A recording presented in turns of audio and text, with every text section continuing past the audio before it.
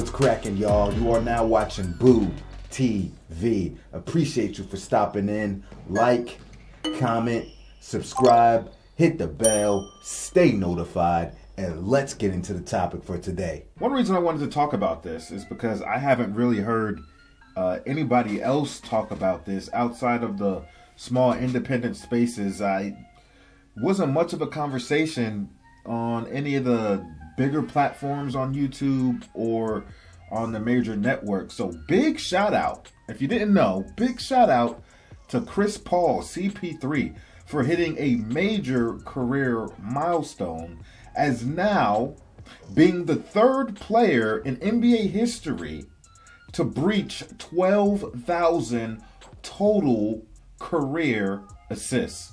Huge accomplishment. Only trailing now John Stockton and Jason Kidd.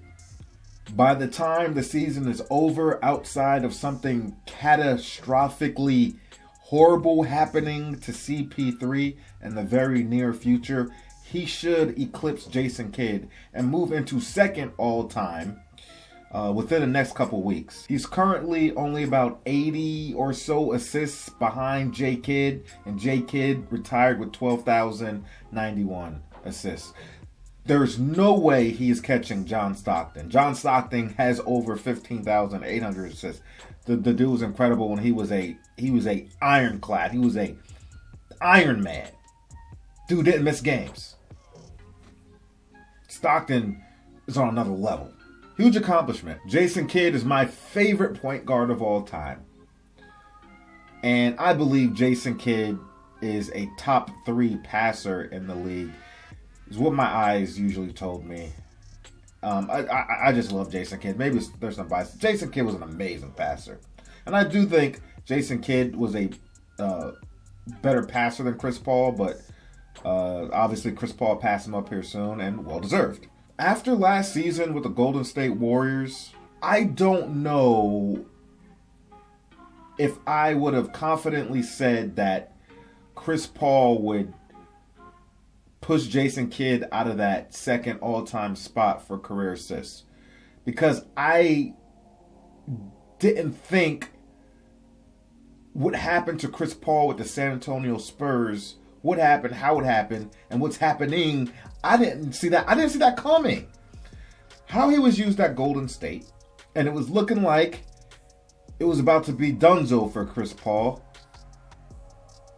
as far as being a starting point guard on another team. I thought that was out the question. I thought it was out the question.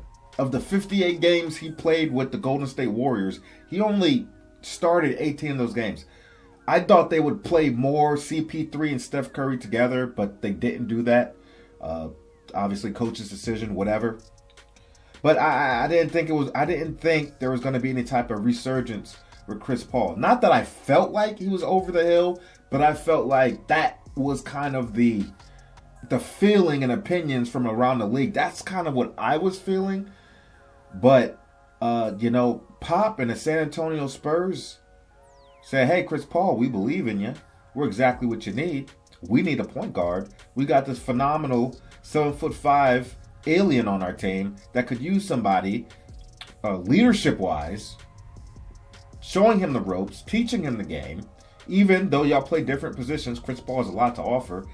And also getting him the ball as one of the best point guards to ever play the game in Chris Paul. And now you got Chris Paul out here, given his age and his mileage and his size. As far as I'm concerned, Chris Paul has been phenomenal for the San Antonio Spurs. He's playing about 28 minutes a game, over 10 points, about 8.5 assists. He's been a difference for the San Antonio Spurs, even at his age, when a lot of people thought he was absolutely done. When he went to the Spurs, initially I was like, all right, I think Pop limit his minutes.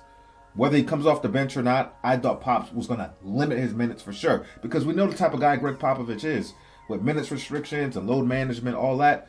But he's like Chris Paul, all the way, go time, baby. All the way, go time. You're getting 28 minutes a game. We're going to put the ball in your hand. I trust you. You're an all-time great point guard. As a San Antonio Spur, we had some tough series against you and the Clippers when you were in your prime. I know what you have to offer, CP. Lead these young kids I got. Help lead them. I probably would have guessed that by the end of this season, Chris Paul will be playing 15 minutes a game wherever he would end up at, especially with Pop, knowing Pop's record with resting old veterans and minutes restrictions. And I thought that Chris Paul probably would have retired after this season, but doesn't look like the case. Hopefully he stays healthy. He could keep this level of play up, and he might have another 2-3 years left in him. Who knows? Especially with today's game. It's less physical. So seriously, shout out to Greg Pop. I know I'm hard on Pop. I'm hard on a lot of people, but I disagree with some of Pop's philosophies. But hey, he has reignited and showed the world that Chris Paul still has a lot left in the tank. This is coming from somebody that used to hate Chris Paul. I wasn't a Chris Paul guy. I wasn't. And initially when, he got traded to the Lakers and they nixed the trade, I was like, okay, Kobe and CP3, yeah. This is the greatest backcourt of all time. I'm talking both ends of the floor, offensively and defensively. God, the NBA robbed us of a CP3 Kobe Bryant pairing. They robbed us. And then CP3 goes to the Clippers, right there, same building. Rivals, if you want to call them that. And I was like, oh, hell no. Now I really hate CP3. He with the Clippers now? Then they talking about Lob City. Then they talking about Kobe ain't even the best player in LA no more. That's Chris Paul. I was like, stop. Love CP3. Nah. Okay. No, don't love CP3, but I respect CP3. But better than Kobe? Nah. Sorry, I can't go there. Anyway, big shout out to CP3, man. This is a guy that I have come to appreciate more after he left the Clippers. I always respected his game.